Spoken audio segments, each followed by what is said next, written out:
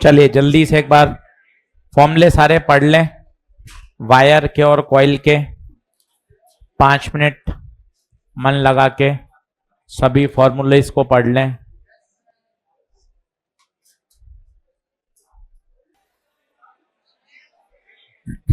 चलो बस संभालें।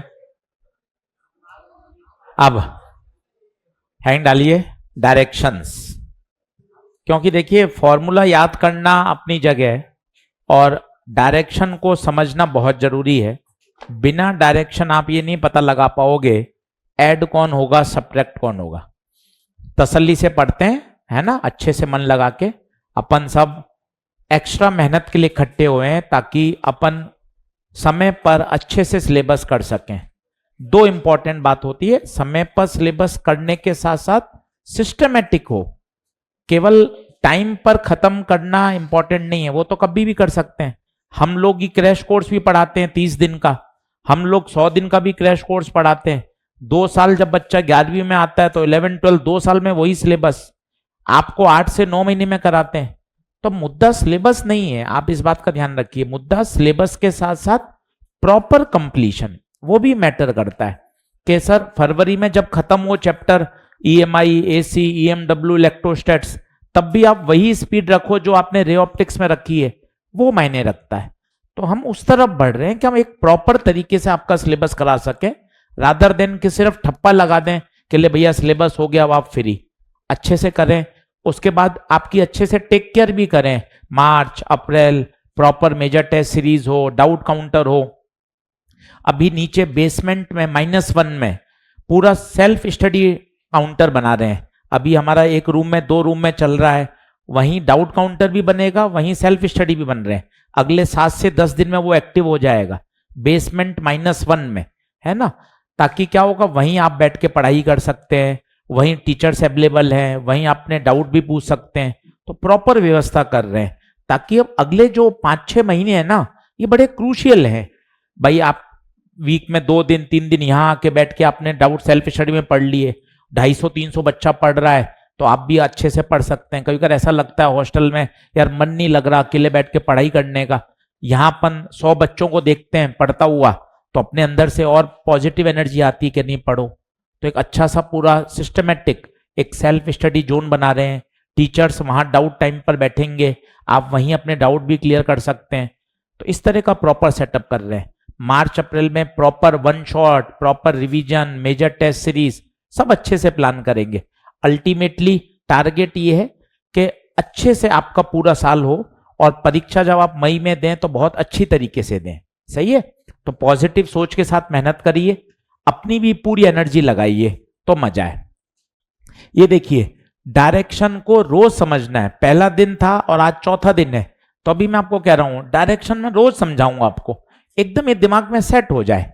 पहले मैं आपको बताता हूं, जैसे ये इस तरह से देखते जाना आप। ये ऊपर वाले 3 में क्या लगेगा, ठक ठक नियम। ऊपर वाले में क्या लगेगा, ठक ठक नियम। ये भी वायर है, इसमें करंट अंदर जा रही है और इसमें करंट बाहर आ रही है। इसमें जी सर आपका फंडा है सी से क्लॉक, सी से क्रॉस। कहीं भी आपको ऐसे कोई रूल नहीं, एकदम आपको सिस्टम बता दिया है कि ऊपर वाली अगर वायर की स्टाइल हो तो उसमें हमेशा क्या लगाइए, हमेशा क्या लगाइए, ठक ठक नियम। देखिए यहां क्रॉस, यहां डॉट। इतना क्लियर हो जाए कि कंफ्यूजन तो रहे ही नहीं।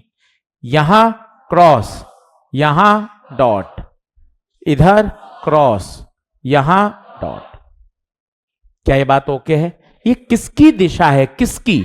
मैग्नेटिक फील्ड की। एक एक शब्द बोलिए।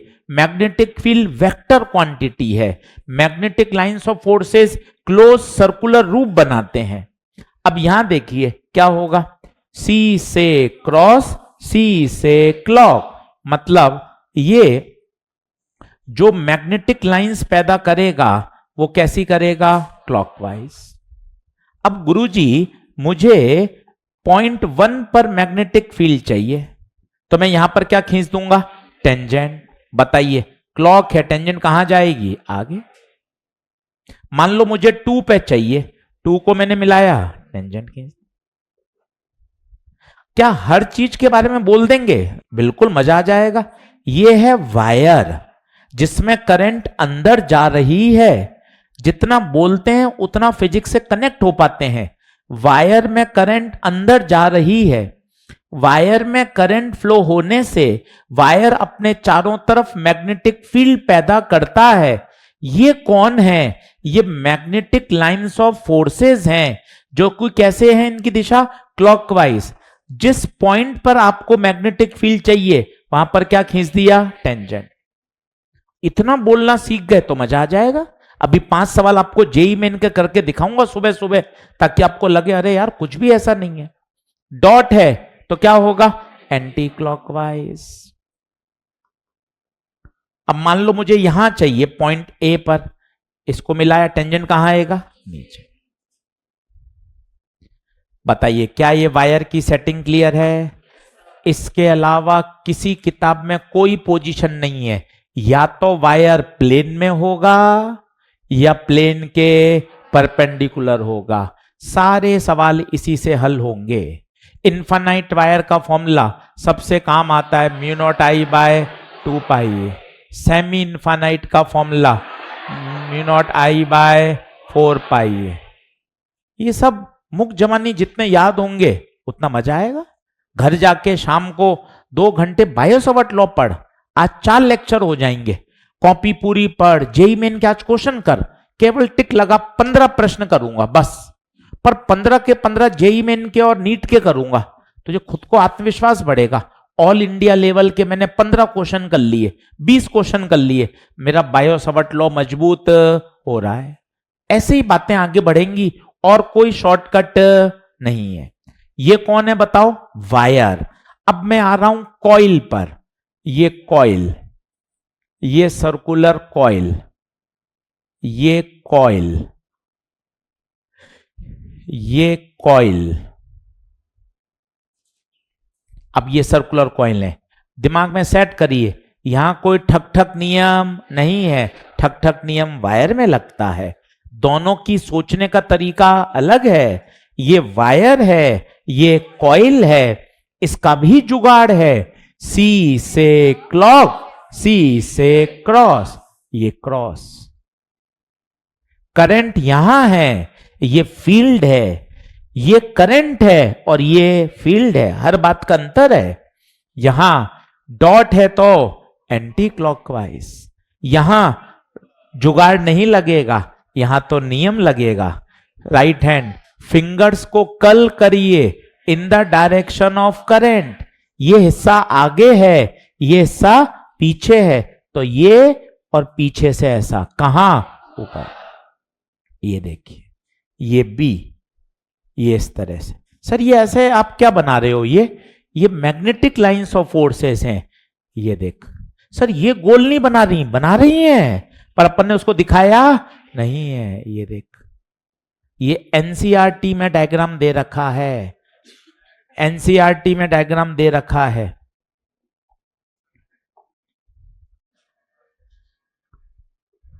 ये देखिए, क्या बात समझ में आ रही है? ये वाली फील करिएगा अच्छे से। ये डॉट डॉट का मतलब ये हिस्सा कहां है? पीछे। आगे से कहां जा रही है? ऊपर। आगे से ऊपर, पीछे से नीचे। क्या इधर आ रहा है? ये देखिए, क्या बातें समझ में आ रही हैं? ये 4-8 डायग्राम है, इसको आप रोज समझेंगे, आपको फील्ड क्लियर होगी। ये सब वायर हैं, ये सब कॉइल हैं। ये कॉइल कैसी रखी गई है ये वाली बताइए? ऐसी हॉरिजॉन्टल, ये वाली वर्टिकल। आपको आगे का हिस्सा दिख रहा है बेटे, पीछे का हिस्सा नहीं दिख रहा। ये कैसे रखी गई है? ये ऐसे, ऐसे रखी गई है। इसमें आपको पूरी कॉइल दिखाई दे रही है। बताओ क्या बात ओके है? इसके फॉर्मूले बोलो। पूरी कॉइल हो mu naught I bye 2r, N हो एन टर्न्स, सेमी हो mu naught I bye 4r, arc हो म्यू नॉट आई अल्फा बटे। फॉर्मूले और डायरेक्शन दोनों मजबूत से तैयार होंगी तब जाके क्वेश्चन हिट होगा। कुछ भी कमी रखोगे सवाल फंस जाएगा। एक बार लिख, 5 मिनट लगा, अच्छे से नोट कर, रोज समझ डायरेक्शन, मुझे कोई दिक्कत नहीं है। अगले लेक्चर में फिर सिखाऊंगा। डायरेक्शन में तेरा दिक्कत नहीं होनी चाहिए, एकदम शानदार डायरेक्शन आती है सर, कोई कंफ्यूजन नहीं। अच्छे से लिख, अपने लिए पढ़ रहा है, खुद के लिए पढ़ रहा है, ये बात ध्यान रख, और तगड़ा आगे बढ़ना है।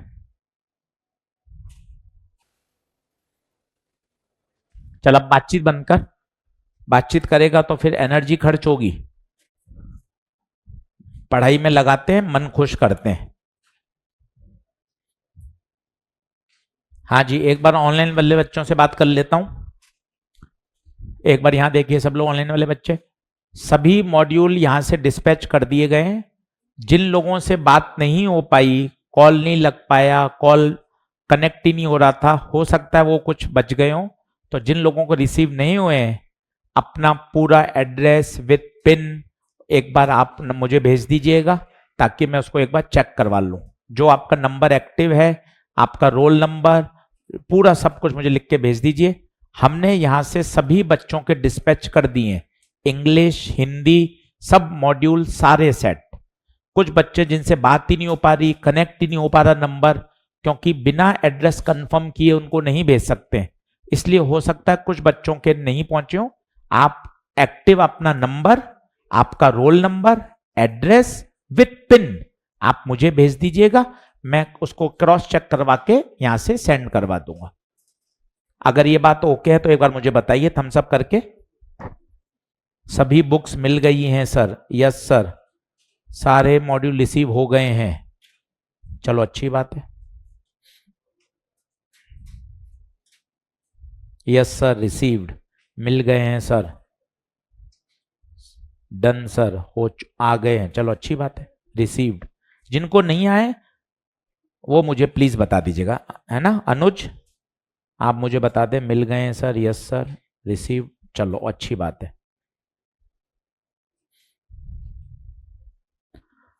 तो भैया दिमाग में बैठा, बातचीत बंद कर। इधर कौन? वायर, ये कौन? Circular coil. अब डीपीपी खोल, 5 सवाल जेई मेन के करके दिखा रहा हूं तुझे। डीपीपी नहीं मिली? अच्छा, अभी बिटवाते हैं, अभी बटवा देते हैं। चलो चेंज करूं भैया, जल्दी आओ, 1 मिनट लो, फटाफट आओ।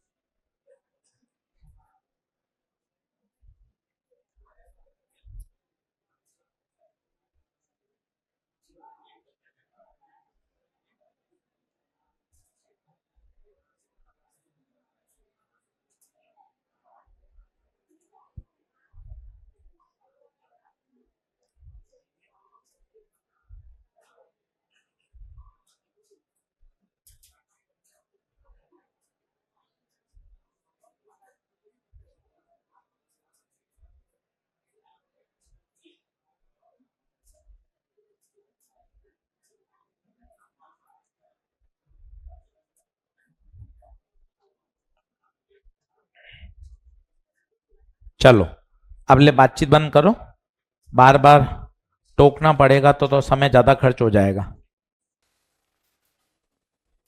अब ये थोड़ा कठिन सवाल है, क्योंकि ये 3 डायमेंशनल डायग्राम है, तो जब तक आप इसको कनेक्ट नहीं कर पाओगे तब तक ये सवाल हल नहीं होगा।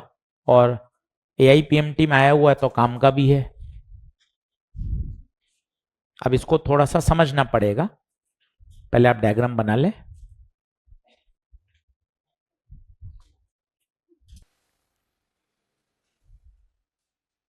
चलो शुरू करूं। आओ, अब पेन पेंसिल छोड़ना, एक बार समझना। सबसे पहले तो ये बताइए कितने टुकड़े हो सकते हैं? 3। ठीक है, पेन पेंसिल छोड़िए, सवाल दमदार है, सीखने का है। 1 2 3, तीनों को पहचानिए पहले। B1 semi infinite. सर अंतर क्या है? भूल गया सर, मैं बता देता हूं। इनफाइनाइट तो दोनों तरफ से होता है, सेमी मतलब एक तरफ से इनफाइनाइट, दूसरे के ठीक सामने। ये भी सेमी इनफाइनाइट है, तो B1 लिख दिया एकदम मस्ती से, सॉल्व नहीं, पहले बातचीत, सेमी इनफाइनाइट। B3 भी semi infinite, B2 semi circular. Semi circular का फॉर्मूला μ0I/4R, और R ही है। सेमी इनफाइनाइट का फॉर्मूला μ0I/4π, A नहीं R। पेन का रंग बदल दिया। A क्या होता था? दूरी, उस बिंदु की दूरी। क्या ये दूरी R ही होगी? क्योंकि रेडियस है तो सब जगह R ही होगी। ये भी सेमी इनफाइनाइट, μ0I/4πR।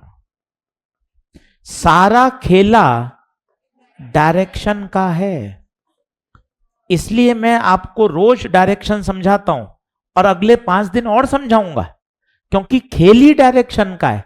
फॉर्मूले रटने में कोई रॉकेट साइंस नहीं है। अब देखते हैं, सुनते हैं। सबसे आसान ये है, C से क्लॉकवाइज, C से क्रॉस। क्रॉस का मतलब अंदर, बाहर X है, बाहर Z नहीं है। देख, इसने बदला है, बदमाशी खेली है इसने। बाहर X है, अंदर -X। सेमी सर्कुलर का -I। 3 बार समझाऊंगा, तू चेक कर तुझे कौन सी बार में आता है। ये वाला semi circular, clockwise current, C से क्लॉक, C से क्रॉस। क्रॉस मतलब अंदर, बाहर X तो अंदर -X। हाँ, ये वाली बटवानी, तो बाहर X तो अंदर -X। ये K, ये J, ये I तो अंदर -I। वापस देख, semi circular, clockwise current, C से क्लॉक, C से क्रॉस। क्रॉस मतलब अंदर, बाहर X तो अंदर B2 डंडना डंडन। अब आया B1, इसमें करंट कैसे जा रही है? टेढ़ी नहीं यार, टेढ़ी नहीं है, अंदर है। कैसे? मैं आपको बताता हूं। ये X होता है, ये Y होती है। स्कूल में याद करिए, 9th 10th में मास्टर ने सिखाया था। ये Z, क्या Z टेढ़ी होती है? ना, Z बाहर आ रही है। पर बनाएं कैसे? 2 डायमेंशन में बनाएं कैसे? तो किसी मैथ्स के टीचर ने ऐसे बनाना शुरू किया, फिर वो ही चलने लग गया। पर ये टेढ़ी थोड़ी ना है, ये बाहर आ रही है। दिमाग में बैठा इन बातों को। X Y, इसमें तो कोई समस्या नहीं है, X Y। अब Z कैसे बनाऊं यार? Z कहां है? बाहर आ रहा है। पर बाहर कैसे बनाऊं बोर्ड से? तो किसी मैथ्स के टीचर ने ऐसे रिप्रेजेंट करना शुरू कर दिया, फिर यही चलने लग गया पूरे वर्ल्ड में। अच्छा, ये Z एक्सिस है, ये टेढ़ी नहीं है, टेढ़ी नहीं है, बाहर आ रही है। क्या ये बात दिमाग में बैठती है? तो ये देखिए, ये करंट टेढ़ी नहीं है, करंट कहां जा रही है? अंदर। ये देख तीर का निशान, अंदर। ये करंट कहां रही है? बाहर। ये नहीं सीख पाओगे तो सवाल गड़बड़ है। इसलिए देख, ऊपर लिखा हुआ है 3 डायमेंशन, देखिए लिखा हुआ है। अच्छा क्वेश्चन, सर ने टैगिंग कितनी बढ़िया कर रखी है, पहले ही लिख दिया 3 डायमेंशन, पहले ही लिख दिया। अच्छा क्वेश्चन, इसलिए समझना जरूरी है।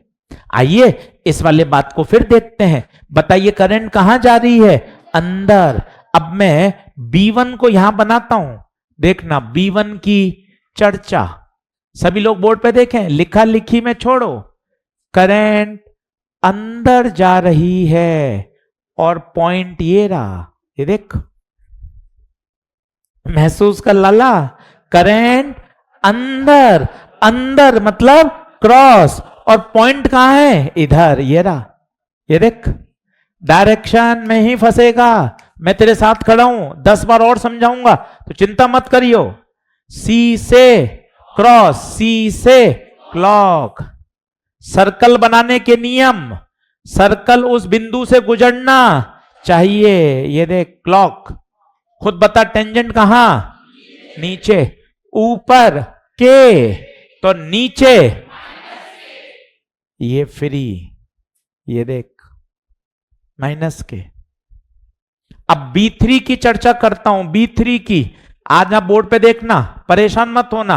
B3 की चर्चा, सभी लोग बोर्ड पे देखो, पहले बोलो करंट टेढ़ी आ रही है, नहीं, गलत वाक्य। एजी सर अच्छा बोलो, एजी सर अच्छा बोलो। करंट बाहर आ रही है, बाहर को कैसे बनाऊं, डॉट। धीरे धीरे सर, इतना धीरे क्यों, ताकि समझ में आए, ताकि मेरा फिजिक्स से डर हटे, ताकि मैं घर जाके फिजिक्स पढ़ूं, मैं अपने फिजिक्स को ऊपर ले जाऊं। इसलिए इतना तरीके से प्यार से समझाते हैं, ताकि तू फिजिक्स पढ़े तो फिजिक्स खोलता ही नहीं है घर जाके। इसमें करंट बाहर आ रही है, ये दे डॉट, करंट बाहर आ रही है।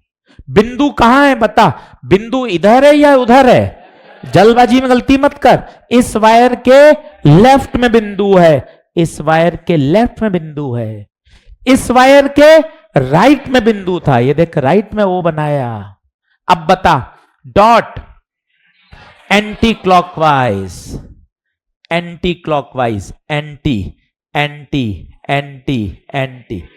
यहां बता टेंजेंट कहां, नीचे। ऊपर के नीचे,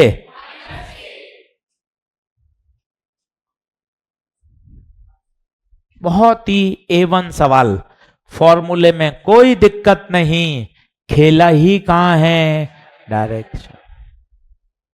अब कौन जोड़ेगा और कौन घटेगा, इसमें अब चिंता नहीं है।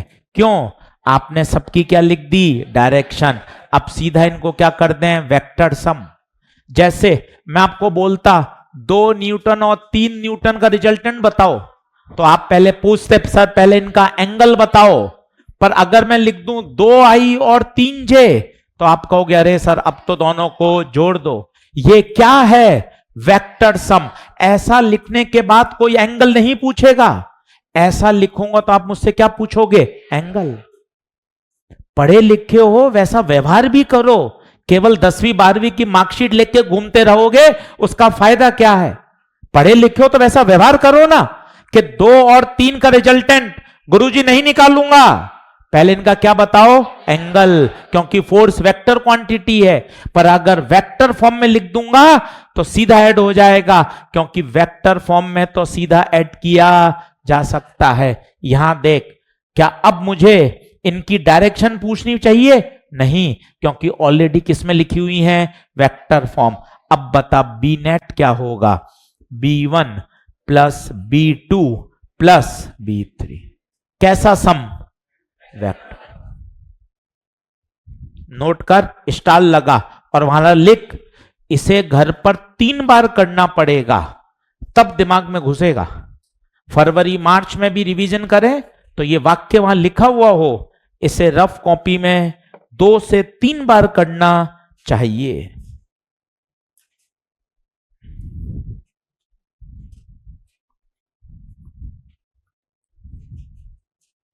बताइए, ऑनलाइन वाले बच्चे बताओ, पहला स्लाइड है बेटा, पहला क्वेश्चन है प्रांजल। ऑनलाइन वाले बच्चे बताओ, क्या बात समझ में आई।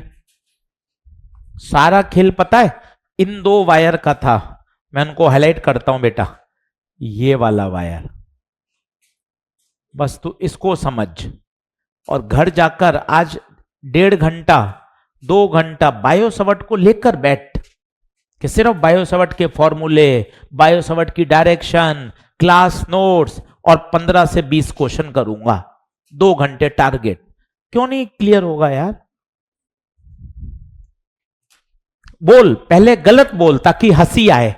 करंट टेढ़ी जा रही है, टेढ़ी ना, टेढ़ी नहीं है, टेढ़ी नहीं है, करंट अंदर जा रही है, इसमें करंट बाहर आ रही है।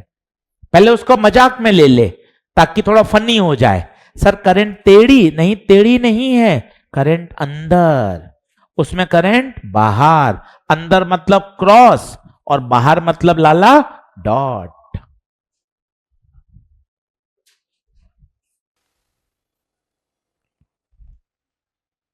अब देख, इसी तरह का सवाल करना नहीं है, सिर्फ देखना है, घर पे इसकी अप्रोच पकड़ेंगे। सवाल नंबर 13, देख के बता क्या इसको निपटा सकता है क्या? जेई एडवांस का प्रश्न है, घबराइए मत।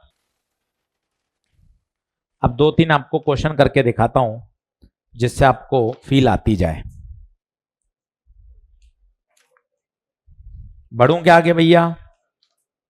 चलो देखते जाओ। हो गया, नोट कर लिया? तीनों को लिख देंगे तो आंसर आ जाएगा।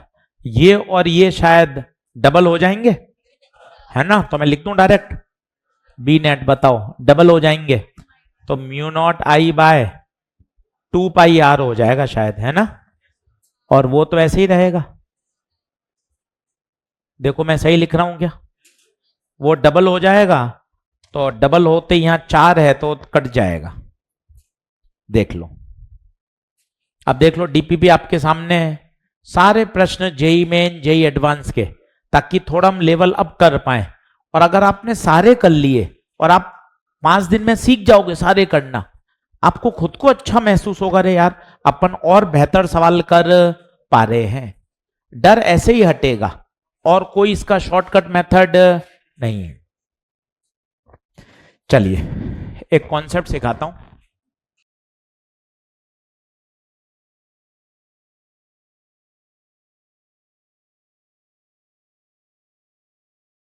लिखें, शुरू करो। चल, अब पेन पेंसिल छोड़, बोर्ड पे देख। मेरे पास एक वायर है जिसकी लंबाई L है, constant length wire, having current I। ठीक है, अब बोर्ड पे देखना, इसको मैंने एक लूप में बदल दिया। ये ऐसी बातें हैं जो पूरी फिजिक्स में हमेशा आनी चाहिए, हर जगह लगती हैं। अब सोच, इसको एक लूप में बदला तो बता क्या होगा? ये जो L है वही तो क्या बन गया? 2 पाई आर। भाई ये सरकमफ्रेंस कहां से आई? इस वायर की लंबाई को ही तो तूने ऐसे मोड़ा, तो इसकी सरकमफ्रेंस कितनी? 2 पाई आर। वो किसके बराबर? L। जरूरी थोड़ी ना है आपने 1 टन आप हो सकता था आप इसको 2 टन बना दो। तो बताओ रेडियस वही रहेगी या बदल जाएगी? बदल जाएगी। 2 टन लगाने तो थोड़ा छोटा हो जाएगा। अब बताओ L क्या होगा? अब क्या होगा बताओ? L 2 पाई आर नहीं, 2 ट्वाइस। क्यों? 2 लूप। जरूरी थोड़ी ना है कि आपने आपने 2 लूप बनाए, मान लो आपने N लूप बना दिए, N लूप बना दिए। अब बताना कोशिश करके, L बराबर 2 पाई आर, 1 लूप होता, 2 लूप होते N। बातें समझ में आ रही हैं? एक वायर है, उस वायर को बदला 1 लूप में तो 2 पाई आर, या 2 लूप में बदलेंगे ट्वाइस ऑफ 2 पाई आर, या N लूप में बदल दिया N इंटू 2 पाई आर। अब मुझे पूछा है इसके मैग्नेटिक फील्ड एट सेंटर बताओ, तो बताओ मैग्नेटिक फील्ड एट सेंटर, क्या ये कॉइल हो गई? तो बताओ कॉइल का formula N mu naught I by 2R। R की वैल्यू, यहां से R की वैल्यू बताओ, L by N 2 pi, R को पुट करो तो B सेंटर बराबर N mu naught I by 2 L upon N 2 pi. अब प्लीज बोर्ड पे देखिए, पेन पेंसिल छोड़िए, बोर्ड पे देखिए। Mu naught constant, current constant, 2 constant, L constant, why L constant, constant length, L constant है, 2 पाई constant, N कहां जाएगा? इसका मतलब B इज प्रोपोर्शनल टू। ये इतना शानदार कॉन्सेप्ट है, सवाल को चुटकियों में सॉल्व करेगा, पर कब लगाना है ये मायने रखता है। इंपॉर्टेंट तो यही है कि कब लगाना है। कल को मशीन खराब हुई, हमारे फोटोकॉपी जीरोक्स मशीन है, मशीन मैकेनिक को बुलाया, पहले सब लोग लगे रहे जो वहां काम करते हैं पर नहीं कर पाए, मैकेनिक को बुलाया, मैकेनिक ने एक स्क्रू कसा बस और मशीन वापस सही हो गई। बिल बना दिया भाई ने 1000 या कोई 1200 ऐसे कुछ। वो स्क्रू कसना, पर भैया कौन सा स्क्रू कसना है, वही तो उसी का तो पैसा है, तभी तो वो इंजीनियर है भाई। बाकी जो सब ऑपरेटर थे वो नहीं कर पाए, लगे रहे वो 2 घंटे तक, जबकि वो पूरे दिन मशीन में वही काम करते हैं, फोटोकॉपी करना, जीरोक्स करना, पेपर डीपीपी सब निकालना, पर नहीं कर पाए। पर भाई उसने सही कौन सा स्क्रू कसना है, कहां उसकी एडिटिंग करनी है, उसी बात के लिए तो वो इंजीनियर है भाई। तो फॉर्मूले याद तो है, पर कहां कौन सा यूज करना है, यही तो आपकी इंटेलिजेंसी है कि सर ये कब लगाऊं N स्क्वायर। जब आपके पास ऐसा तामझाम हो, एक वायर है, उस वायर को एक कॉइल में लपेट दिया, तब उसमें क्या लगाओ, B is proportional to N square. एक मैं आपको लैंग्वेज पढ़ के दिखाता हूं, उसके बाद में आप नोट करना। सवाल नंबर 7वां देखो, सवाल नंबर 7वां देखो, हल नहीं करना है, सिर्फ पढ़ो 2-2 3-3 बार ताकि दिमाग में बैठे, सिर्फ पढ़ो, हल तो मैं कराऊंगा। तो वो बात पकड़, एक वायर है, पहले उसको एक लूप में बनाया, फिर उसको N लूप में बनाया, तो जैसी ऐसा आए तुझे तुरंत क्लिक करना चाहिए, B इज प्रोपोर्शनल टू, पहला एक लूप बनाया तो N की जगह 1, बाद में N लूप बनाए, N रेशियो ले ले, क्या जाएगा 1/N स्क्वायर, सीधा आंसर। इतना पॉपुलर है ये सवाल, पर तुझे ये बात याद आ जाए कि जब भी ऐसा प्रश्न आए, ये इसलिए तो शॉर्ट नोट काम के हैं, इसलिए तो रिवीजन काम का है। एक सामान्य बच्चा, अच्छा बच्चा पढ़ने वाला इसको इस तरह से करेगा, पर जिसको ये तरीका पता है वो 10 सेकंड में फ्री, कि हाँ सर ने मुझे सिखा रखा है, एक वायर को कभी भी ऐसे मोड़ते हैं तो याद रखिए B is proportional to N square, सीधा आंसर आ जाएगा। पहले आप नोट करिए, फिर 2 सवाल करके दिखाता हूं। रटिए मत, चीजों को लॉजिकली समझिए। लिखते समय इस बात को मन में बोलिए, एक कांस्टेंट लेंथ का वायर था जिसमें I करंट फ्लो हो रही थी, फिर हमने उसको लूप में बदल दिया। Now we have to calculate magnetic field at centre.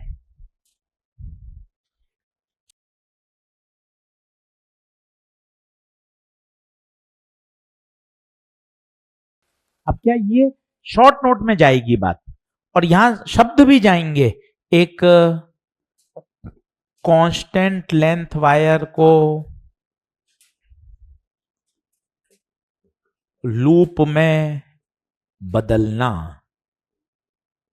अब इस तरह के शब्द आते ही तुझे ये बात याद आनी चाहिए।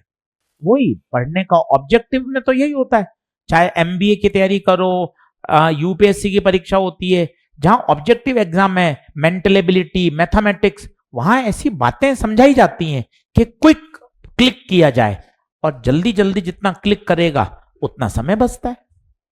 अब वही सवाल करके यहीं लिख लो, DPP 1 question number 7 JEE Main 2019, यहीं करके देखो। अच्छा ऑनलाइन अपलोड नहीं हुई है, ठीक है मैं करवा दूंगा बेटा आज, है ना, ऐप में अभी अपलोड करवा देता हूं। मैग्नेटिक की इफेक्ट की DPP अपलोड करवाओ ऐप में, हाँ ठीक। भाई एक बार चेक करो यार, वो तो कह रहे हैं अपलोडेड है, अपलोड है सर, अपलोड है, अपलोड है। अरे तो कौन कह रहा था रे पहले नहीं है, कौन है रे? साकिब भाई डीपीपी अपलोड हो चुकी है भाई। कौन कह रहा था डीपीपी नहीं है सर? ये रोल नंबर कौन है रे? 285। ठीक है अपलोडेड है। ठीक है चलो, आया सवाल हुआ क्या भाई? देख लो डीपीपी 1 7वां सवाल, जेई मेन 2019। अब आप जैसे ही आपने देखा कि भैया कन्वर्ट किया है तो 20 प्रोपोर्शनल टू एन स्क्वायर। पहले केस में बताओ क्या किया है? एक लूप, केवल एक टर्न है, केवल एक टर्न, तो बताओ एन कितना? 1। दूसरे केस में बताओ कितने टर्न? एन टर्न, तो बताओ एन स्क्वायर।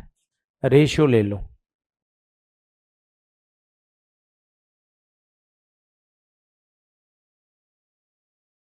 कितना आसान सवाल हो जाएगा।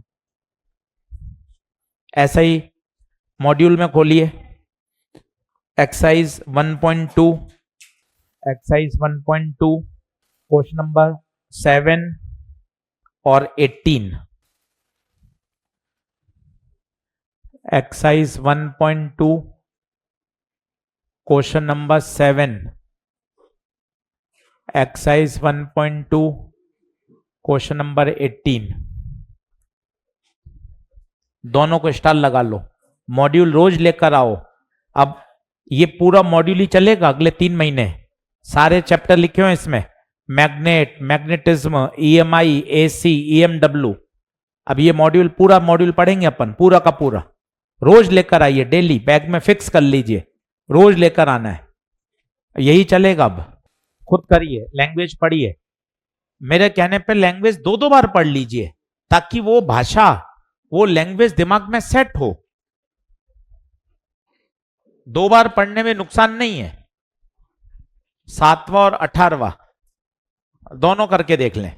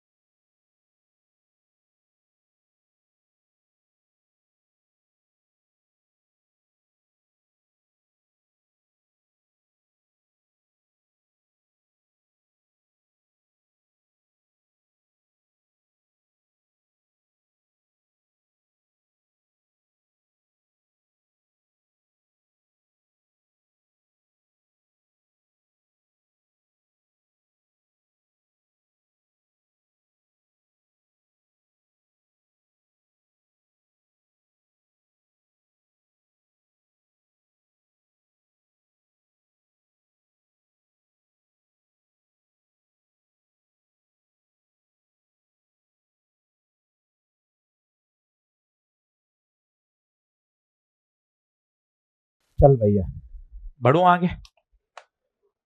देख भाई दोनों एक है, 7वां 18वां।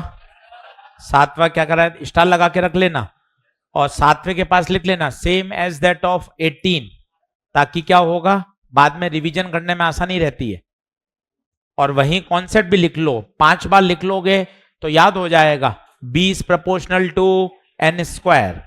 अब देखो वो कह रहा है पहले 1 टन बनाया और फिर बाद में 2 टन बना दिए। कितना आसान हो रहा है। अब देखो आप 20 प्रोपोर्शनल टू एन, पहले 1 टन बाद में 2 टन। आप धीरे धीरे मौखिक करने लग जाओगे सवाल। अरे सर सीधा आंसर 1:4, कुछ भी नहीं करना। 18वां पहले कह रहा है 1 और बाद में कह रहा है 3, तो पहले 1 बाद में 3, तो सीधा बता 1/9। वहां पे पूरी टैगिंग कर। मॉड्यूल लेकर आने का फायदा है क्या? वहां लिख 7 and 18 सेम प्रोफाइल, और वहां कॉन्सेप्ट भी लिख दे ताकि सवाल पढ़ते ही तेरे चमके। 20 proportional to N square, 20 proportional to N square. एकदम सेट कर ले इस बात को। देखिए पेज नंबर आइए 55 पे, पेज नंबर 55 पे आइए।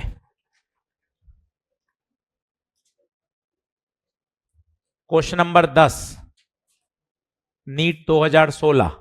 लैंग्वेज पढ़िए 2-2 बार, 3-3 बार, ताकि वो लैंग्वेज ऐसी दिमाग में सेट हो जाए कि परीक्षा में देखते ही क्लिक करे। बताओ खुद क्या, पहले कह रहा है 1 टन तो बी है, और बाद में n टन हो जाए तो बताओ, कर सकते हो? तो पहले जब 1 टन था तो मैग्नेटिक फील्ड कितनी थी? 1 स्क्वायर। बाद में n टन हो गया तो फील्ड बताइए बी डैश, वो कितनी हो जाएगी? n square. दोनों का रेशियो ले लो, तो बताओ बी डैश कितना? n square B. अब देख तेरे पास 3 प्रश्न हो गए, एक जेई मेन का आया। अब तुझे बात एकदम क्या होनी चाहिए? सेट हो जानी चाहिए। तीनों सवाल देख ले अच्छे से, कॉपी में लिख ले, बाकायदा लिख, exercise, question number, page number, एकदम सिस्टमेटिक, कि वापस पढ़े तो एक एक चीज याद आ जाए। बताइए, यहां तक ओके है तो आगे बढ़ूं? पीछे पीछे बात बंद कर भाई, बात करता रहेगा फिर पढ़ाई कब करेगा? तो ये लैंग्वेज क्या याद हो गई क्या? एक बार बोल लो, अगर किसी वायर को एक सर्कुलर कॉइल में घुमा दें तो फॉर्मूला क्या लगाएंगे? B is directly proportional to n square. क्या बोलो ओके है? चलो अब एक और अच्छा क्वेश्चन देखते हैं, कर रहा हूं नेक्स्ट।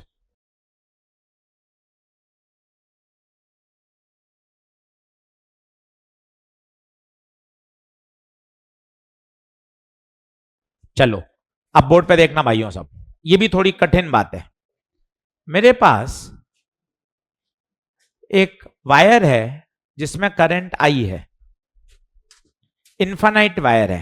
अब थोड़े से परेशान करने वाले सवाल आ रहे हैं, है ना, जिसमें दिमाग अप्लाई होगा, मजा भी आएगा। आपको पूछा गया है find magnetic field at point O at a distance D perpendicular to the plane containing the wire। अब 2-2 3-3 बार समझिएगा। इन्फानाइट वायर है तो पहले तो इन्फानाइट वायर का फॉर्मूला याद कर, म्यू नॉट आई अपॉन 2 पाई ए। परेशानी इसमें है ही नहीं, परेशानी तो सारी किस में है? डायरेक्शन। तो सर इसमें ठक ठक नियम लगा दो, बिल्कुल सही है, यहां क्रॉस और यहां, पर तेरा पॉइंट कहां है वो देख, मजेदार। पॉइंट इस प्लेन में है ही नहीं, पॉइंट है हवा में। ये देख, find magnetic field at point O which is at a distance D perpendicular to the plane. Point तेरा बाहर है यहां। अब यहां मैग्नेटिक फील्ड कैसे निकाल लूं? अगर मेरा पॉइंट यहां होता, अगर मेरा पॉइंट यहां होता तो मैं बोल देता क्या होता? क्रॉस। यहां होता डॉट, पर यहां पॉइंट है ही नहीं, पॉइंट कहां है? बाहर। महसूस करिए ऐसा। अगर ये वायर 3 डायमेंशन है, थोड़ा दिमाग पे जोर पड़ेगा, मजा भी आएगा, तभी तो रैंक आएगी, नहीं तो भीड़ में से लड़ोगे कैसे? ये वायर प्लेन में है, ये रहा वायर, पॉइंट अब प्लेन में नहीं है, प्लेन के हवा में है, ये है। यहां कैसे पॉइंट निकालें? तो रूल हर जगह काम करेगा। आजा बोर्ड पे देख, मोबाइल छोड़, व्हाट्सएप देखता रहेगा, कुछ नहीं होगा। बोर्ड पे देख, वही मेन रूल, करंट ऊपर ऐसे, 3-3 बार समझना, ऐसे घूम रहे हैं, ये देखिए, ये अब फील करना तो अच्छे से, ऐसी घूम रही है, ऐसे, इधर से अंदर, इधर से बाहर।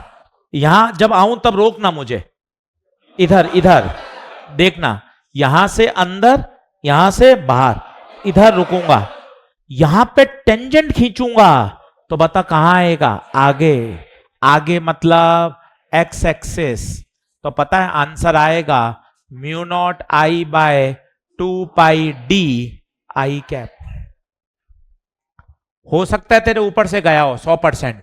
मैं तुझे 2 बार समझाता हूं और अलग अलग तरीके से सिखाता हूं ताकि तुझे थोड़ा सा मेंटल पीस मिले कि सर ये मुझे बात नहीं समझ में आई कि कैसे हुआ। पहली बात तो इसी को 2 बार समझ, तुझे यही अच्छा लगेगा। पहले मुझे बता ठक ठक नियम, इधर से क्रॉस, इधर से डॉट, यहां से लाइंस अंदर, यहां से बाहर, अंदर बाहर, अंदर बाहर, पॉइंट यहां पर है, ठीक है, अंदर बाहर, इधर आके रुक गया। बता टेंजेंट कहां आएगा, आगे। टेंजेंट आगे मतलब आई कैप। सर ये मेरे समझ में नहीं आया है जी सर, आप कोई दूसरा मेथड बताओ ताकि मैं खुश होके जा सकूं। मेरे पास दूसरा मेथड है, मैं तुझे वो बताता हूं, सेकंड मेथड। फिर तुझे पहला मेथड अच्छा लगने लग जाएगा। बायो सवर्ट की वेक्टर फॉर्म dB बराबर म्यू नॉट अपॉन 4 पाई आई dl क्रॉस r बटे r क्यू। सुनो सुनो, अभी इस पर आएंगे, ये वेक्टर फॉर्म होती है। अब dB की वही डायरेक्शन होती है जो किसकी होगी, dl क्रॉस r। तो dl क्रॉस r की डायरेक्शन निकालते हैं। dl की डायरेक्शन क्या होती है, dl की डायरेक्शन करंट की डायरेक्शन होती है। अभी अगला सवाल जेई मेन का इसी से सॉल्व होगा। करंट बता कहां जा रही है, कुछ नहीं होता तो ये x होता है, ये y होता है, ये z। कुछ नहीं गिवन हो, अगर गिवन ही है, जैसे इस सवाल में गिवन था, तब अपने मन से नहीं लेंगे। बात को समझिए। 2026 मई में पेपर रखा है, 3 मई को संडे को, ध्यान से देखिएगा। अगर गिवन है तो वही लेना पड़ेगा, पर अगर कुछ नहीं गिवन है मेरे बेटे, कुछ नहीं गिवन है, तो ये मानिए एक्स वाई जेड। आराम से देख लीजिए, तसल्ली से फीस जमा कराइए, पूरा आनंद लीजिए, बढ़िया पढ़ के जाइए अच्छी तरीके से। कि नहीं यार एजी सर को पूरा पैसा दिया, बढ़िया सिखा रहे हैं सर। एक्स वाई जेड देख ले, एकदम कुछ गिवन नहीं है तो ये वाली एक्सेस चलती है। आगे आई, इधर जे, इधर के। अगर कुछ नहीं गिवन है तो ये स्टैंडर्ड कार्टेशियन कोऑर्डिनेट सिस्टम कहलाते हैं, यूनिवर्सल यही चलते हैं। अगर उसने दे रखा है तो भैया फिर मैं वो फॉलो करूंगा। ठीक है गुरुजी, कुछ कुछ बातें समझ में आ रही हैं। अब आओ सर वापस, आप तो डीएल क्रॉस आर बताओ। डीएल, डीएल की डायरेक्शन, डीएल वेक्टर की वही डायरेक्शन होती है जो करंट की होती है। करंट कहां, ऊपर, ऊपर कौन, जे कैप। धीरे धीरे DL J cap. R cap, R cap का मतलब पॉइंट कहां है, पॉइंट कहां है, बाहर। बाहर कौन सी है, जेड, जेड बोले तो के कैप, के कैप। अब मैं निकाल लूंगा DL cross R, J cross K, I जे के।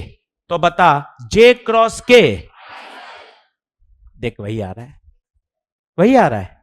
पर तू जब इसको 2 बार देखेगा तो तुझे ये अच्छा लगने लग जाएगा। आजा वापस समझ, टेंशन मत ले, वापस देख।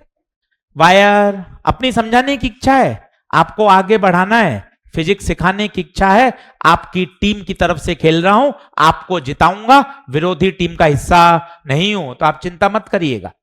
वापस देखें, करंट कहां जा रही है, ऊपर, यहां से ठक ठक क्रॉस, यहां से डॉट, ऐसे घूम रहे हैं इस तरह से। लाइंस यहां अंदर, यहां बाहर, यहां अंदर, यहां बाहर, यहां अंदर, यहां बाहर। इस वाले पॉइंट पे रुकेंगे अपन, ये रुके।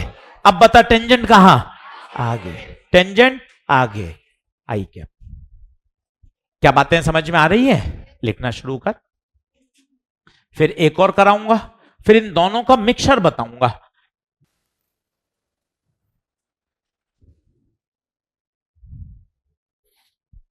अच्छा सवाल है ये, तभी बात बनेगी। मत मत बात कर, वैसी हवा नहीं लग रही, हालत खराब पड़ी है, करंट कैपेसिटर के फॉर्मूले याद नहीं, तो बात और कर रहा है। मत कर रहे, मत कर, थोड़ी तो शर्म कर। 2026 3 मई को पेपर है, सेक्शन ए में सबसे पहले फिजिक्स दिखाई देगा, फिर याद करेगा इजी सर को। चलो चलो चलो जल्दी आओ। तो वैसे तो ठक ठक नियम से सर्कुलर से आ जाता है, फिर भी ये दूसरा ऑप्शन और है, डीएल क्रॉस आर। ये अगर आपको लग रहा है कि आप कंफ्यूज हो रहे हो, नहीं पकड़ पा रहे हो, तो डीएल क्रॉस आर से भी सही है। डीएल की वही दिशा यहां लिख लो, डीएल वेक्टर की डायरेक्शन। लिखने में क्या दिक्कत है, हमेशा आई के अलोंग। 5 बार लिखा हुआ रहेगा तो बेनिफिट ही देगा, नुकसान तो नहीं देखे जाएगा। मेथड फर्स्ट ही ज्यादा बढ़िया लगता है जब आप सेकंड मेथड बता देते हो तो। वेरी गुड भाई, किसी से भी कल्ले पर करके आ जाना तू। हाँ, अब एक पार्ट दे रहा हूं आपको अगला, ठीक है? आप सोच के आना, भी अभी बताना है। चेंज कर दूं क्या? देख लो, चेंज कर दूं क्या? जल्दी आओ।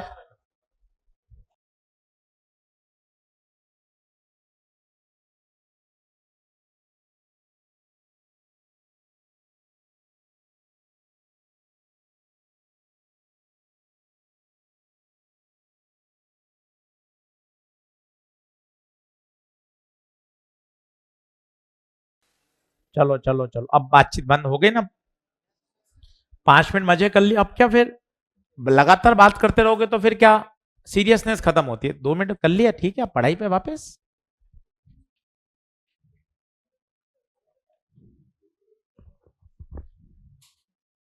चलो वापस तुरंत पढ़ाई पे स्विच करना बहुत जरूरी होता है, ताकि क्या क्लास का माहौल पढ़ाई वाला रहे।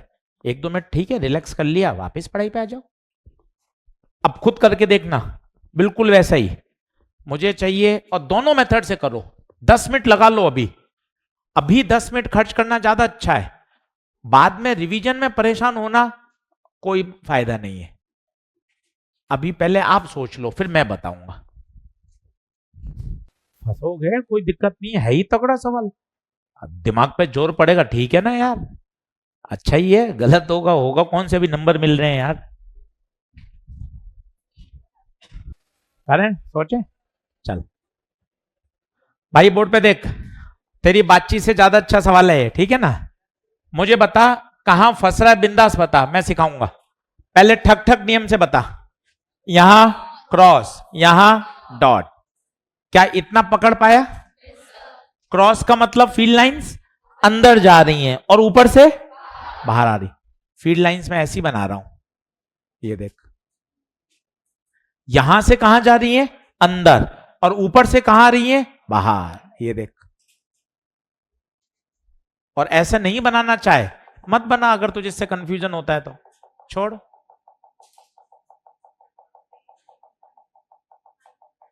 चल, यहां से अंदर, ऊपर से बाहर, अपना पॉइंट यहां पर है, अंदर बाहर, अंदर बाहर, यहां रुकूंगा, ठीक है?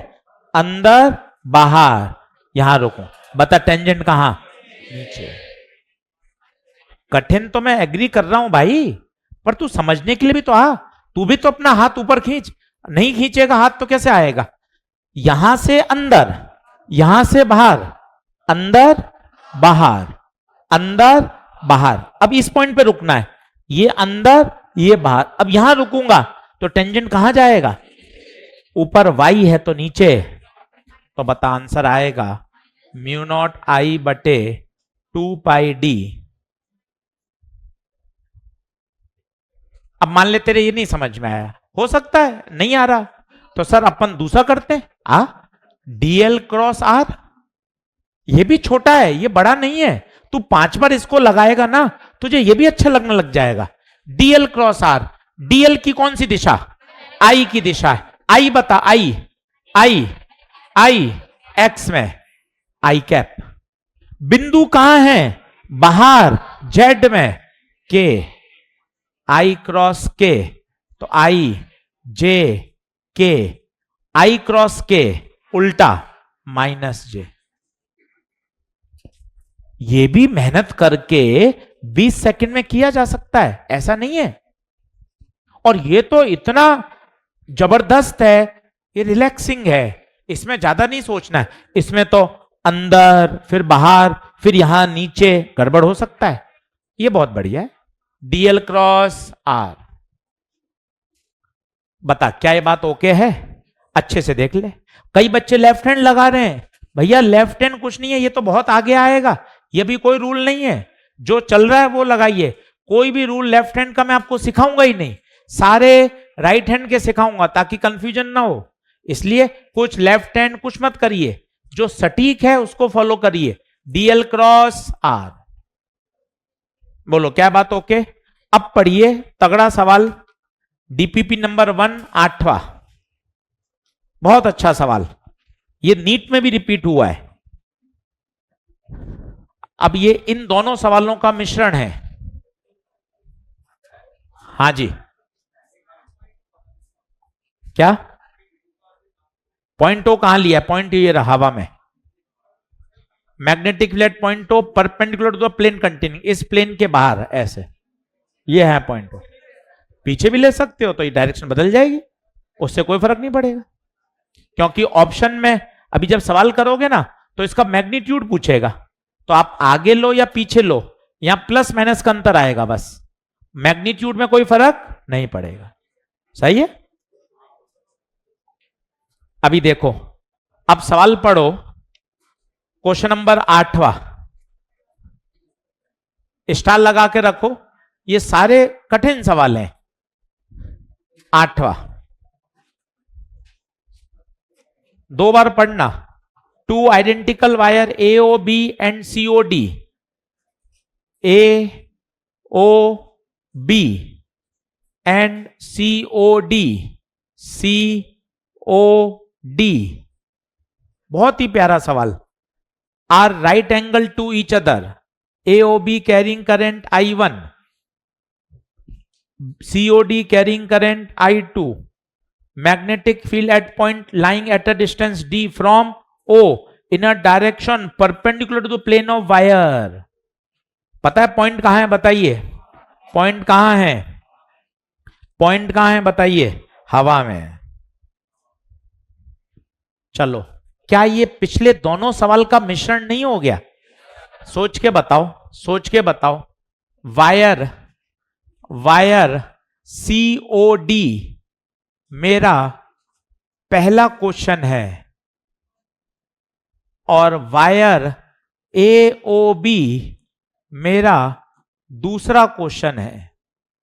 ये देख लो, सीधा ये करा था आपको कठिन लगता। ये देखो, पहले वायर मैंने ऐसा लिया, फिर मैंने वायर ऐसा लिया, और भाई ने यहां दोनों वायर एक साथ लगा दिए।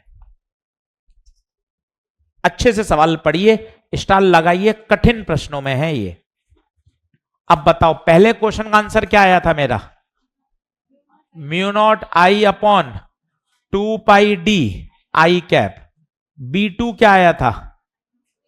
B2 mu naught I bye 2πd minus जे। ये I1 और ये I2, तो B net B1 plus B2, तो म्यू नॉट I1 बटे 2πd आई, म्यू नॉट I2 बटे 2πd माइनस जे। कॉमन ले लो, म्यू नॉट बटे 2πd I1 आई और I2 माइनस जे। पर उसने मैग्नीट्यूड पूछा है। अब 11वीं कक्षा में जाना पड़ेगा, बहुत छोटे बच्चों को सिखाते थे। मैग्नीट्यूड याद हो किसी को तो बताओ, कैसे निकालते थे? याद है? अंडर रूट ऑफ आई के कॉफिशिएंट का स्क्वायर I1 स्क्वायर, जे के कॉफिशिएंट का स्क्वायर I2 के स्क्वायर I2।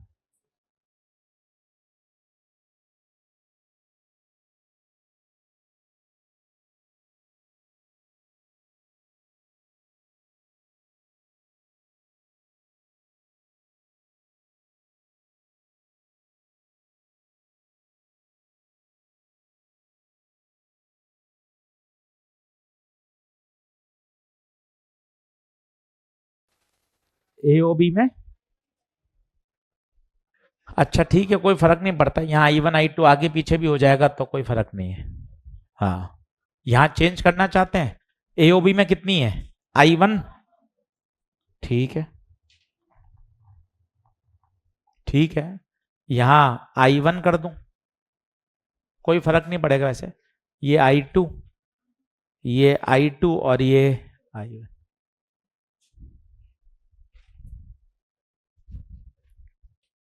बहुत ही तगड़ा सवाल, नीट में भी आया, जेई मेन में भी आया। तेज बोलिए। हाँ, लॉन्ग वायर हो लिखा हुआ होगा, नहीं लिखा हुआ तो ठीक है, इन्फानाइट, कुछ भी मेंशन नहीं होता तो इन्फानाइट, इन्फानाइट वायर। अब यही सवाल आप मॉड्यूल में भी पढ़ लें, पेज नंबर 54 पर, क्वेश्चन नंबर 3, नीट में भी आया है। बोलो, सेम प्रश्न आया है, ये लिख लेना, ये मेरा पहला क्वेश्चन था, ये वायर, ये दूसरा क्वेश्चन था, दोनों का मिक्सचर है ये। सर आज खूब पढ़ाई का सामान आ चुका है, कहां सर मैं मोबाइल में और टाइम पास करूंगा, आप देखो सर, इतने तगड़ी तगड़ी बातें आ चुकी हैं सर। पहला सर 3 डायमेंशनल सवाल, सर ये भी नीट का सवाल सर, तगड़ा, मोबाइल छोड़ बोर्ड पे देख भाई। दूसरा सर ये कॉन्सेप्ट तगड़ा, वायर को अगर कॉइल में तोड़ दूंगा तो 20 proportional to n square, sir ये दूसरी बात आपने अच्छी बताई। सर तीसरी बात आपने सिखाई सर, तीसरी बात सिखाई सर ये वाली, कि अगर पॉइंट कहां हो, हवा में हो। 3 कॉन्सेप्ट में सर 1.25 घंटा लग गया, और तीनों सवाल नीट में, जेई मेन में, सब जगह रिपीट हुए हैं, एक ही सवाल, ये सवाल दोनों में आया, n स्क्वायर वाला सवाल जेई मेन में भी आया, नीट में भी आया, 3 डायमेंशन वाला सवाल ये आपने नीट का कराया था, आईआईटी एडवांस में भी आया, तो ये मोस्ट पॉपुलर है, हर किताब में, हर मटेरियल में ये घूमते फिरते रहते हैं, तो तुझे ये सब आने चाहिए, ये ऑल इंडिया लेवल के फेमस क्वेश्चन है।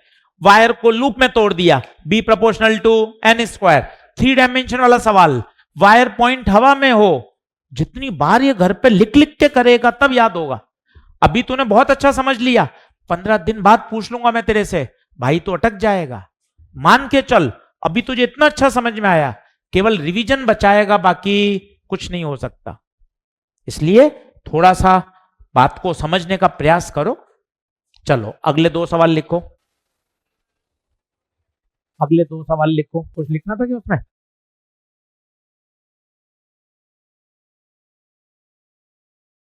पूरा नहीं हुआ था ये? और ये भी देख लेना एक बार, पेज नंबर 54 पे थर्ड, पेज नंबर 54 पे थर्ड, बोलो क्लियर है क्या? हाँ, वेक्टर मेथड इजी है बिल्कुल, डीएल क्रॉस आर अगर समझ में आ जाता है ना तो वो बहुत अच्छा लगता है, डीएल क्रॉस आर। सेम सवाल आया है, देख लो आप।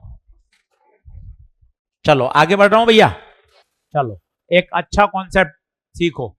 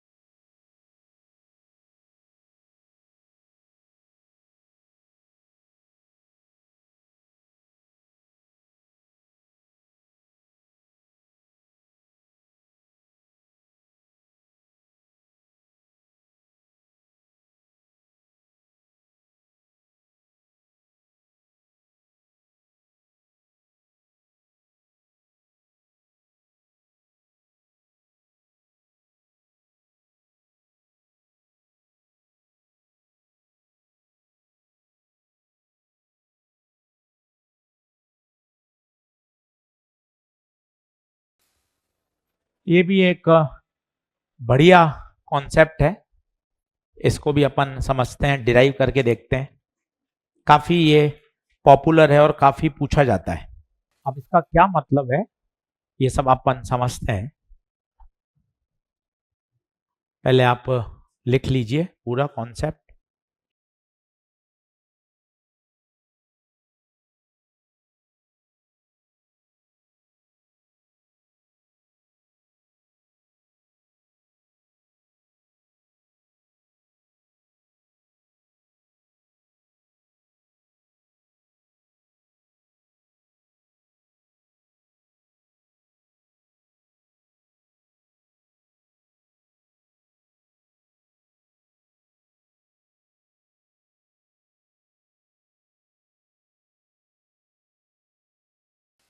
पूरा डिराइव करके भी देखेंगे, क्योंकि डेरिवेशन में भी काफी बात आपको सीखने को मिलेंगी।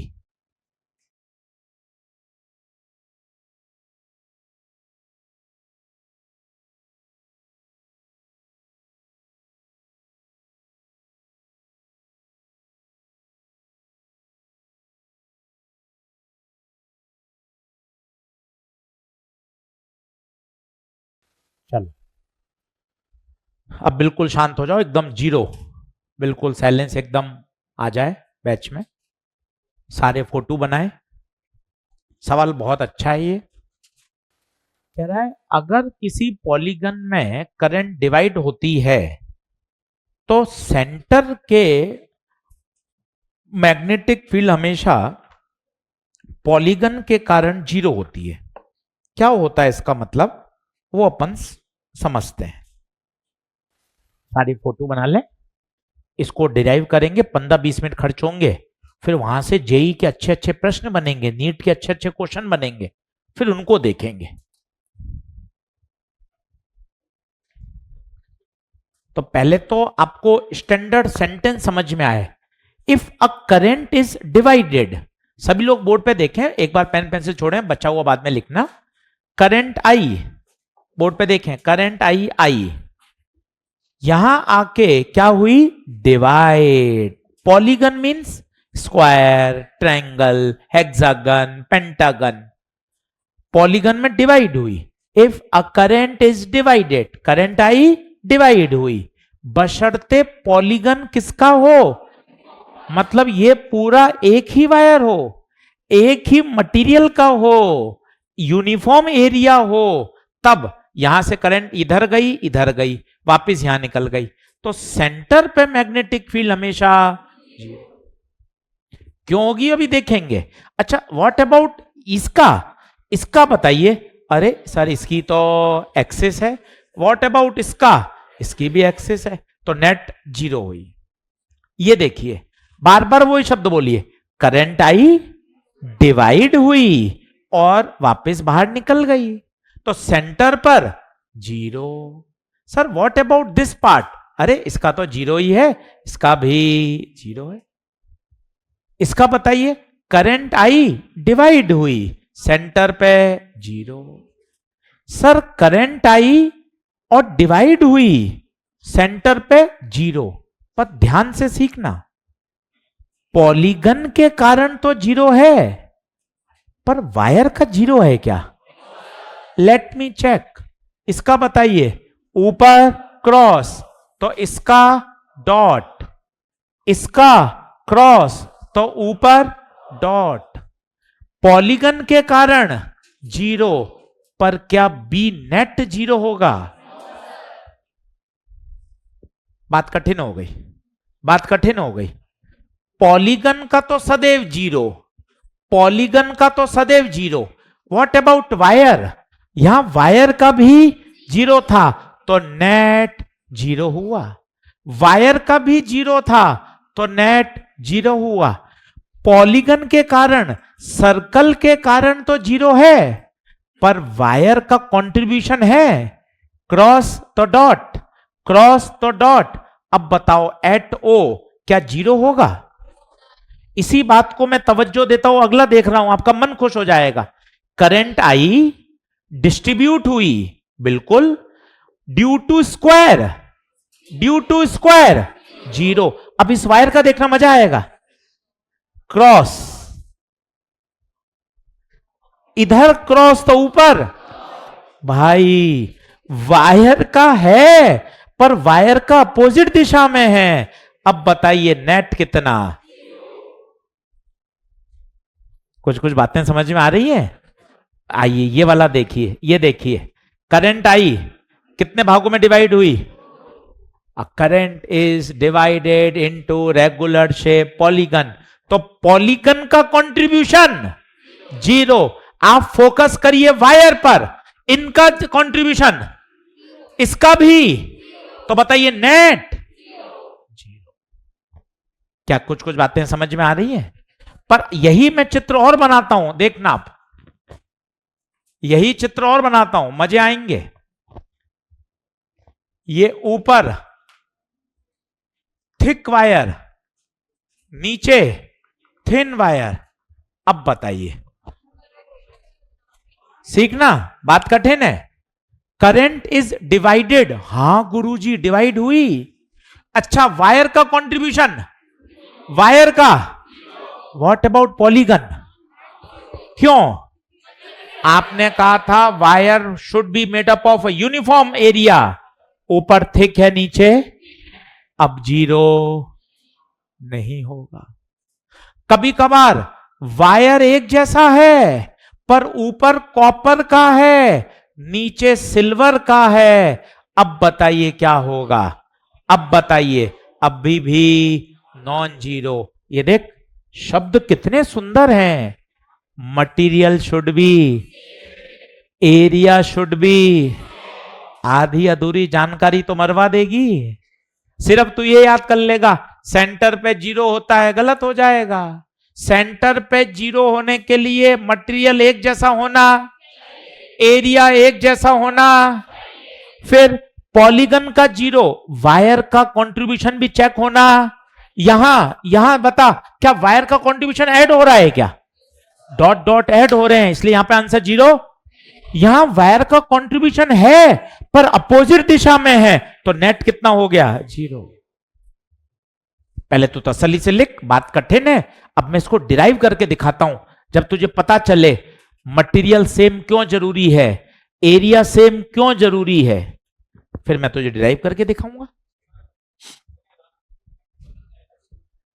इस वाले में,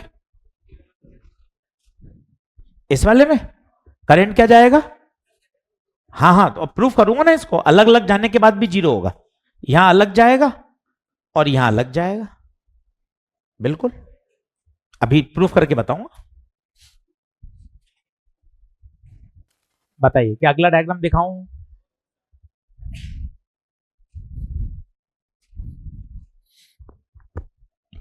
आसान चैप्टर है इलेक्ट्रोडायनेमिक्स, ऐसा कठिन नहीं है।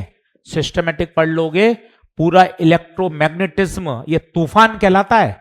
इसके अंदर होते हैं 8 chapter, electro, current, capacitor, magnet, magnetism, EMI, AC, EMW. Electromagnetism NEET में फिजिक्स का सबसे जबरदस्त और बड़ा यूनिट है। 2 मॉड्यूल पूरे पूरे कहलाते हैं इसके, मॉड्यूल 4 और मॉड्यूल 5।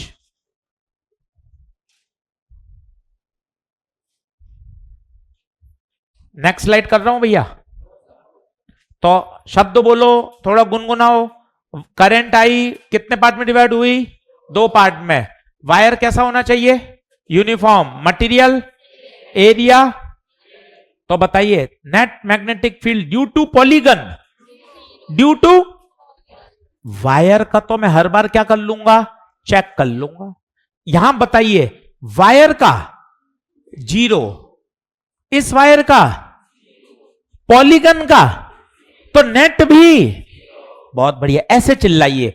इस वायर का 0, इस वायर का, पॉलीगन का, कुल 0। यहां वायर के हैं, अच्छा वाक्य, इंडिविजुअल वायर का मैग्नेटिक फील्ड है, बट दोनों की फील्ड अपोजिट दिशा में है, दैट्स वाई नेट 0।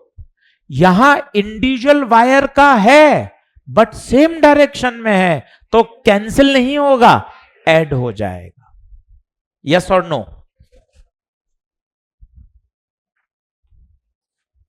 अगली स्लाइड कर रहा हूं भैया, 10 सेकंड और अगली स्लाइड लगा रहा हूं।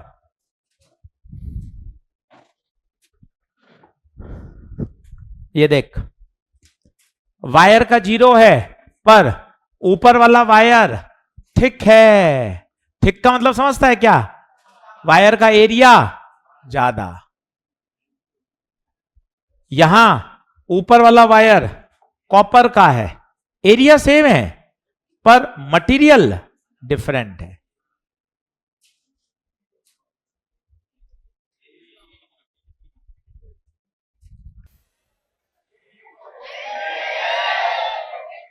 बहुत बढ़िया। अभी क्लास के बाद मैं 1 घंटा रुक जाऊंगा, फिर मजे ले लेना। हाँ, बढ़ो। आज ईमानदारी से 2 घंटे बायोसवट लोग बायोसवट लॉ को लेकर बैठेगा, कॉपी को लेकर बैठेगा, तब चीजें समझ में आएंगी। और कोई बीच का कोई रास्ता नहीं है, अब नहीं तो फिर कभी नहीं है। करूं, नेक्स्ट करूं, शुरू कर रहा हूं भैया। चल देखो, अब इसका डेरिवेशन भी बहुत आवश्यक है। अच्छा, इसी में एक अच्छा सवाल भी याद आ रहा है, जरा देखना आप, देखना देखना।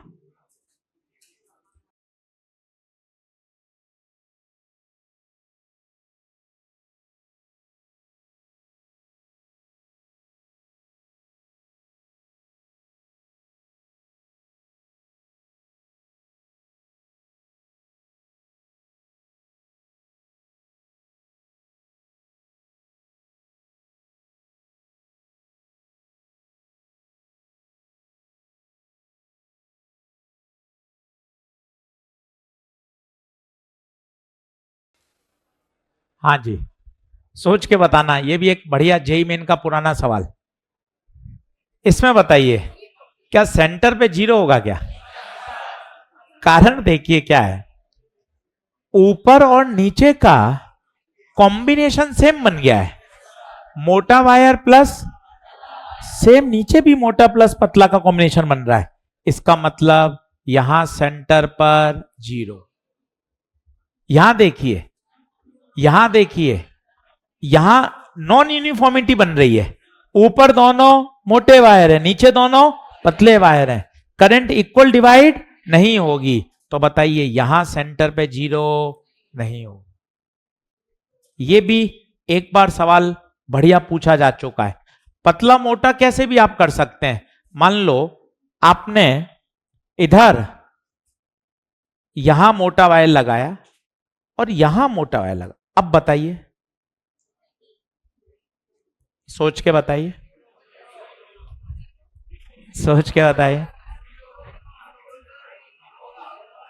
तुक्का मत मारिए, करंट को सोचिए। करंट करंट एक ऊपर जाएगी और एक ऊपर, उसके पास कैसा कॉम्बिनेशन है, पतला प्लस मोटा, नीचे भी वही सेम कॉम्बिनेशन है। इसका मतलब करंट इक्वल डिवाइड होगी। यहां भी बताइए, ये भी एक अच्छा सवाल है, उसी का क्वेश्चन का ही एक्सटेंडेड वर्जन है, उसी क्वेश्चन का एक्सटेंडेड वर्जन है।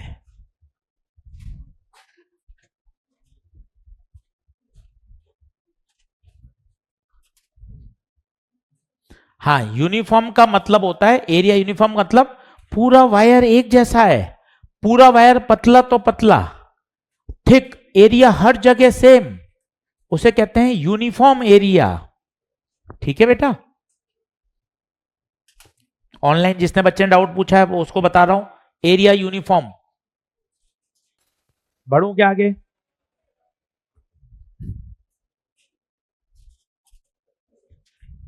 अच्छा, वायर का कंट्रीब्यूशन, वायर का सभी जगह, वायर का तो सभी जगह 0 है क्योंकि एक्सिस हो रही है।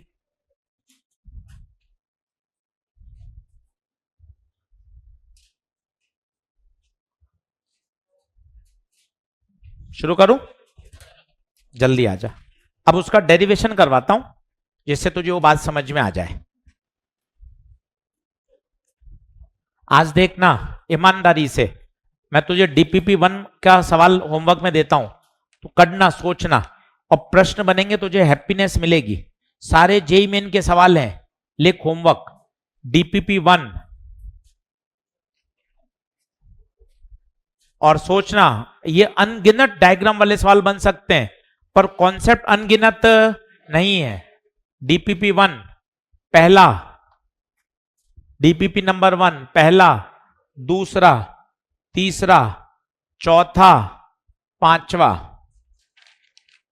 इसके बाद 7, 8, 9, 11, 12, 13, ये डीपीपी नंबर 1, ये डीपीपी 1 सारे प्रश्न जेई मेन के। अब इसी में लिख मॉड्यूल, मॉड्यूल एक्सरसाइज 1.2, एक्सरसाइज 1.2 सवाल नंबर पहला, दूसरा, 7, 8, 9, 10, 11, 12, 13,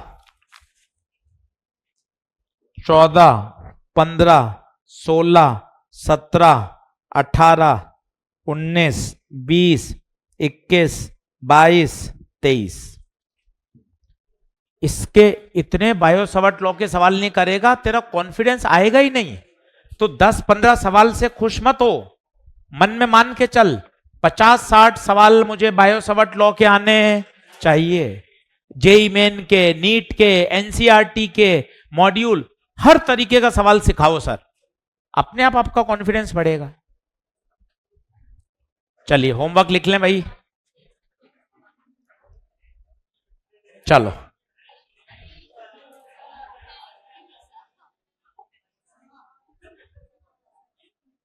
लिखो डेरिवेशन।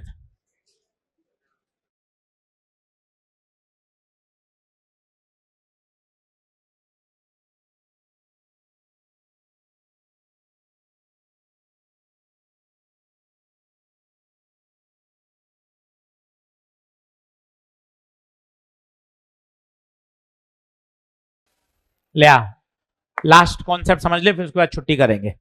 डेरिवेशन आजा बोर्ड पे समझ।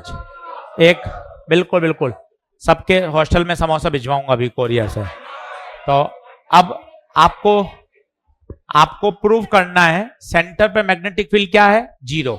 अब बिल्कुल बातचीत बंद कर दो, बोर्ड पे देखते जाओ। डेरिवेशन, फॉर्मूले, डायरेक्शन सब काम के, आंसर तो 0 ठीक है, पर डेरिवेशन इसलिए समझा रहे हैं ताकि इसके अंदर काफी सारी बातें पकड़ में आएंगी। बोर्ड पे देखते जाना। अब बता, ये करंट आई कितने भागों में टूटेगी? क्या बराबर बराबर टूटेगी? ऊपर लंबा पार्ट है, नीचे छोटा पार्ट है, ठीक है। इसका कंट्रीब्यूशन बताएगा इस टुकड़े का, इसका, ये तीर का निशान लगाया, हटा। इसका बता,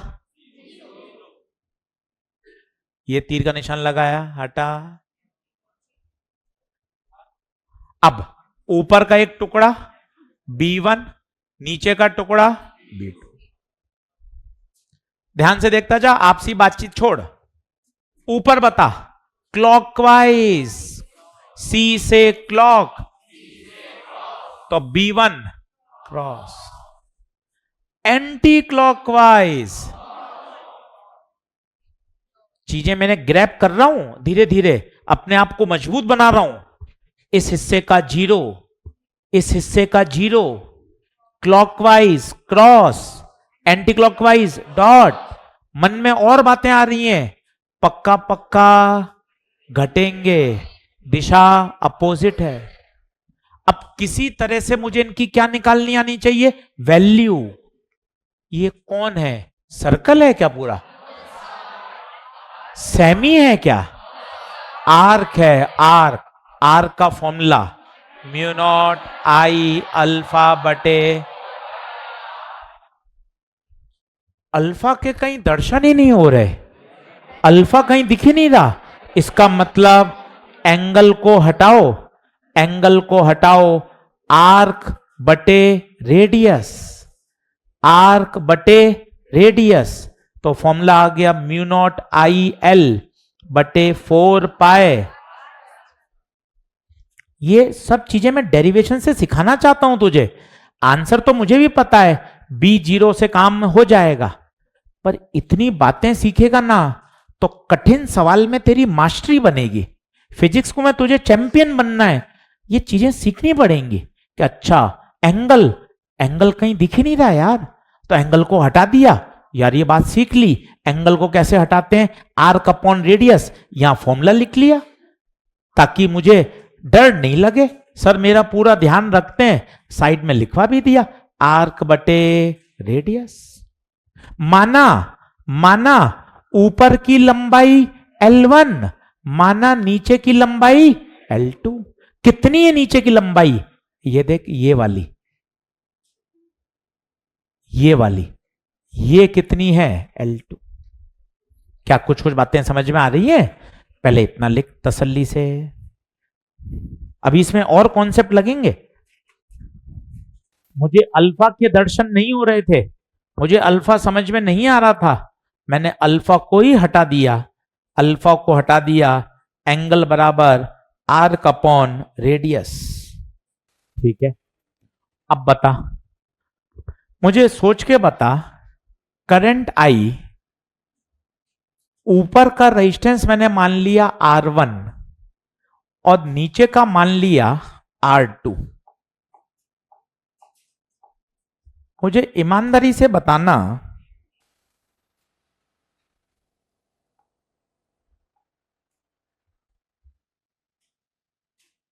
ये देख, ध्यान से देख, ये करंट आई, ऊपर एक रास्ता, उसका रेजिस्टेंस मान लिया R1, नीचे का R2, ऊपर गई I1, नीचे गई। एक नजर बता, तू करंट इलेक्ट्रिसिटी पढ़ा हुआ है, ये दोनों किस में? पैरेलल। बता हाँ है, पैरेलल में क्या सेम? बोल हाँ है, मतलब ऊपर का वोल्टेज नीचे का वोल्टेज, V बराबर बोल IR, ऊपर करंट I1, नीचे I2। अभी मजे आएंगे देखना, R की जगह फॉर्मूला बोल रो L बटे A, वापिस बोलना रो L बटे A। आंखें बड़ी करके देख, मैंने A को सेम रखा, यूनिफॉर्म वायर, मैंने रो सेम रखा, मटेरियल सेम, पर लंबाई सेम नहीं है। ऊपर की लंबाई अलग है और नीचे की लंबाई।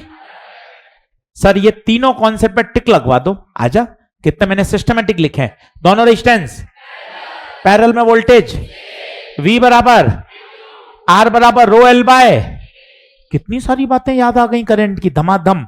रो से रो, A से I1 L1 बराबर, ये भी काम आता है कभी कभार। ये लगाई मैंने करंट इलेक्ट्रिसिटी। अब बता, ऊपर के टुकड़े की मैग्नेटिक फील्ड चिल्लाना, ये रहा फॉर्मूला, बोल म्यू नॉट I नहीं I1, L नहीं 4 पाए R, R1 R2 तो होगी नहीं, रेडियस तो सेम है।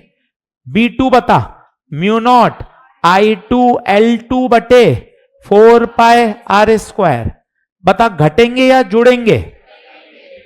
B1 माइनस B2, एकदम आनंद आने वाला है। म्यू नॉट बटे 4 पाए R स्क्वायर बाहर, अंदर I1 माइनस,